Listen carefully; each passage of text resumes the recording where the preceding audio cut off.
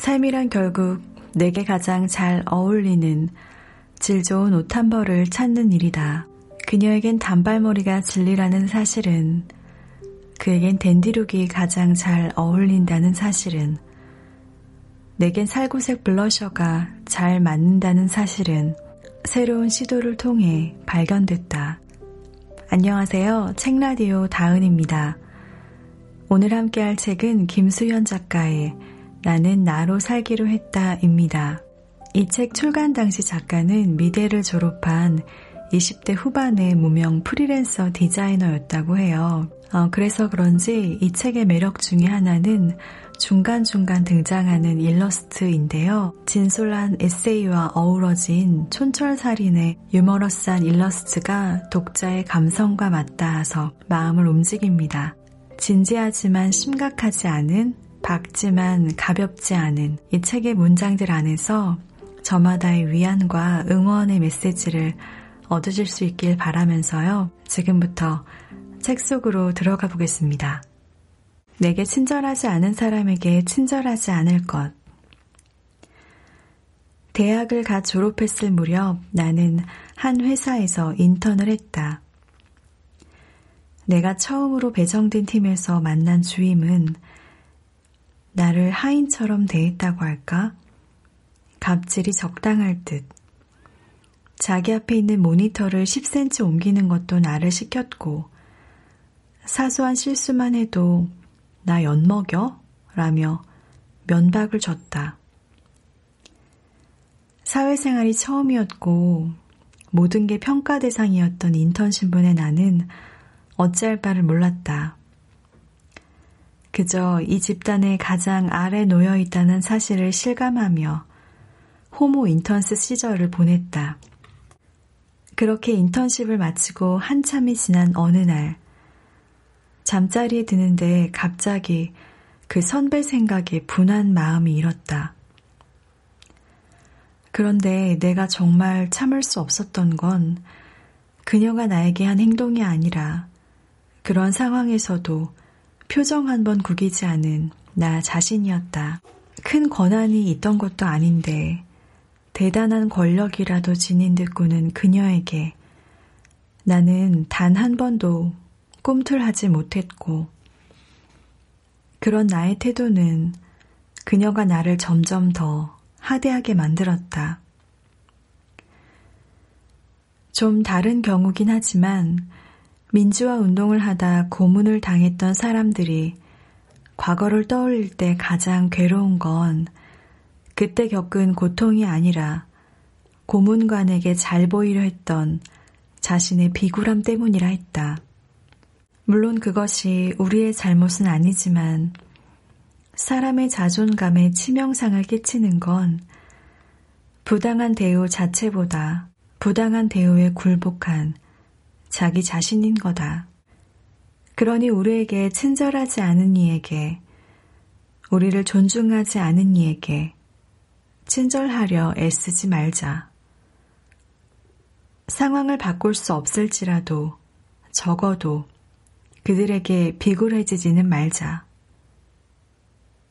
저열한 인간들로부터 스스로의 존엄성을 지키기 위하여 우리에겐 최소한의 저항이 필요하다. 비참해지려 애쓰지 않을 것. 인스타그램이라는 신세계에 입성했을 무렵 랜덤으로 사진이 보이는 피드에서 약간의 가장을 보태 허리까지가 가슴인 엄청난 글래머의 사진을 보았다. 그녀의 인스타그램에 들어가 보니 말로만 듣던 럭셔리 SNS였다.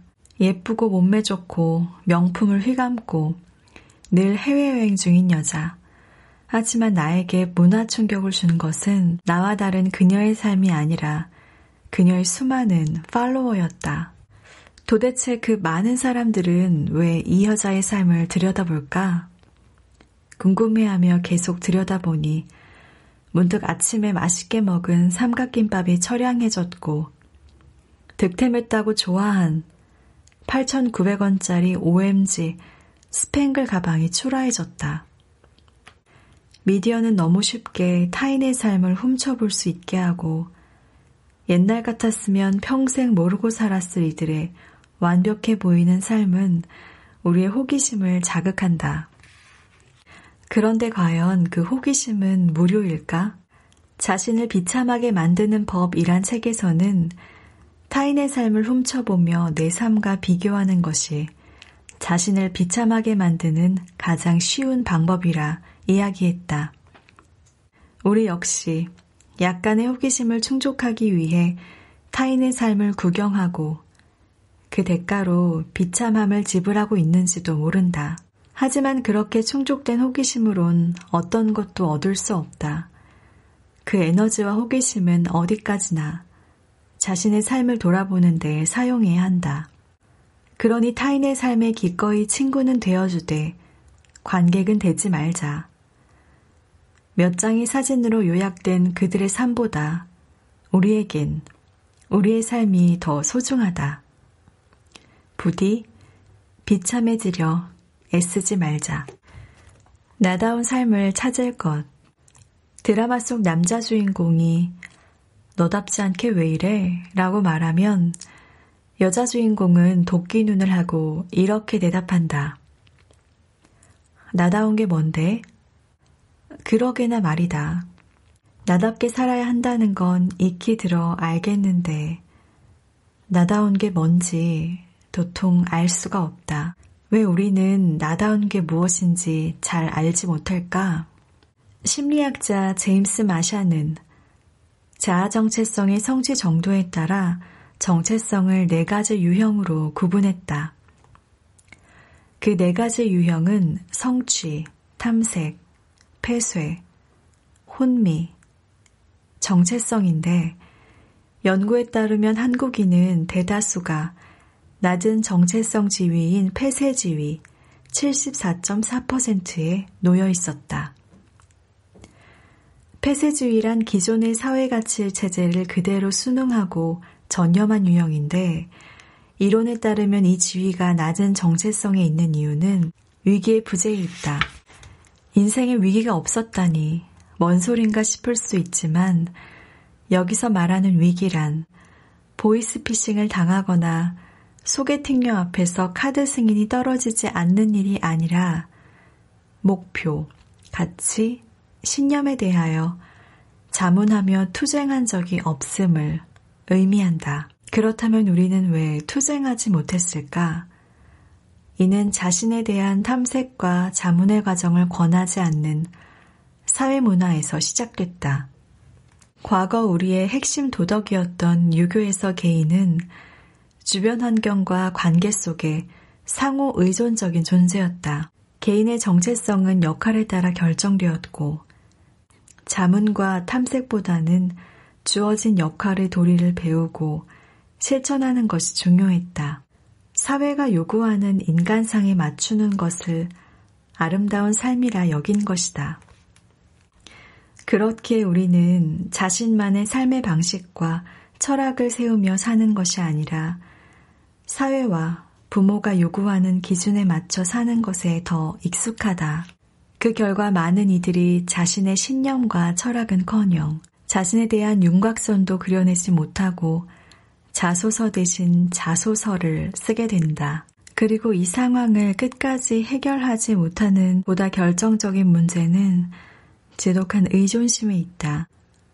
어린 시절 너는 아직 어리기 때문에 어른을 따라야 한다는 말은 아이가 나약하고 열등한 존재임을 각성시켰다. 많은 부모는 아이의 나약함과 열등함을 이유로 자율성을 허락하지 않으며 아이가 어른이 되는 과정을 빼앗았다.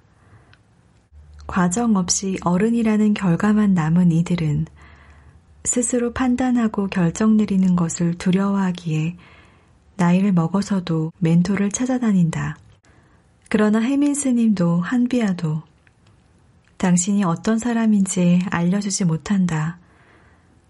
나답게 산다는 것은 경험과 탐색 속에서 스스로 판단하고 스스로 결정하는 법을 익히는 일이다. 안목을 기를 것.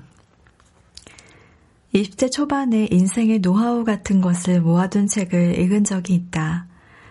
그중 한 꼭지는 저렴한 옷 여러 벌을 사지 말고 한 벌에 좋은 옷을 사라는 이야기였다. 시간이 지나 옷장을 보니 그 말이 떠올랐다.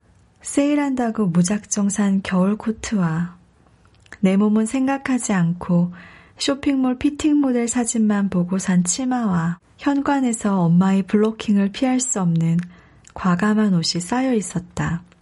그렇다고 지난 쇼핑을 후회하는가 하면 그렇지는 않다. 그때 여러 옷을 입어보고 실패하며 내게 어떤 스타일의 옷이 어울리는지, 어떤 옷을 골라야 하는지 취향과 안목을 만들어가는 시기였다. 만약 당신도 여러 번의 실패를 경험했다면 그만큼 잘 어울리는 옷을 찾기 위해 고군분투했다는 의미다. 그러니 이제 실패를 통해 길러낸 안목과 취향으로 내게 가장 좋은 한 가지를 찾아내자. 삶이란 결국 내게 가장 잘 어울리는 질 좋은 옷 한 벌을 찾는 일이다. 그녀에겐 단발머리가 진리라는 사실은, 그에겐 댄디룩이 가장 잘 어울린다는 사실은, 내겐 살구색 블러셔가 잘 맞는다는 사실은 새로운 시도를 통해 발견됐다. 삶의 경우의 수를 늘릴 것. 영화 올드보이에서 오대수는 15년 동안 독방에 갇혀 군만두만 먹는다. 오지는 왜 그랬을까? 대수에게 인형 누나를 붙이게 했을 수도 있고 가끔은 물만두를 줬을 수도 있는데 말이다. 그런데 예전에 누군가 이런 이야기를 했다. 햄스터가 쳇바퀴 속에서 긴 시간을 살아간다 해도 매일 같은 패턴과 같은 풍경 속에 살아왔다면 그 시간을 느낄 수 있겠느냐고. 한 가지의 패턴과 한 가지의 풍경으로 압축된 과거는 그저 한순간으로 지나갈 테다. 그러니까 우진이 오대수를 같은 풍경, 같은 패턴 속에 가둔 건 그에게서 15년이라는 시간까지 빼앗고 싶어서가 아닐까? 피천득은 장수라는 글에서 기계와 같이 하루하루를 살아온 사람은 팔순을 살았다 하더라도 단명한 사람이라고 말했다. 매일 비슷한 패턴 속에 살아간다는 것은 삶의 무한한 가능성과 다양성을 압축해버리는 일이고 자신의 삶을 잃어버리는 일이다. 그러니 주말에는 바다를 보러 가고 퇴근길에는 다른 길로 걸어보고 새로운 사람들을 만나고 이제까지 내가 시도하지 않았던 일들을 감행해보자. 자신에 대한 고정관념에서 벗어나 스스로에게 예측할 수 없는 내가 되어보는 것. 우리가 오래 살 수 있는 방법은 손에 있는 생명선을 팔목까지 연장하는 게 아니라 새로운 풍경을 마주하는 일이다. 나의 행복에 관심을 가질 것. 나는 한때 불행수첩을 만든 적이 있다. 우울하고 절망하는 순간에 그 감정들을 기록해 두었다가 기분이 나아지면 다시 읽어보았다. 그러면 내가 얼마나 비합리적인 생각을 하며 상황을 극단적으로 예측했는지 알 수 있었다. 그런데 몇 번 적고 보니 내가 너무 불행한 사람이 된 것 같았다. 그래서 수첩의 용도를 바꿔서 행복수첩을 만들었다. 그러고는 우울함이 지나간 순간과 행복을 느끼는 순간을 수첩에 기록했다.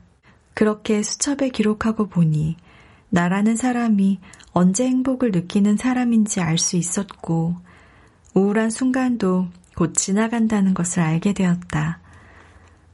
사람들은 행복하고 싶다 말하면서 무엇이 자신을 행복하게 하는지조차 알려고 하지 않는다. 행복은 어느 날 아침 식탁 위로 뚝 떨어지는 것이 아니다.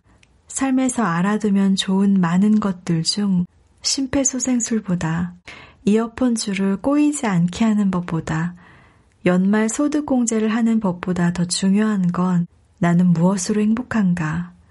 나는 무엇으로 회복하는가?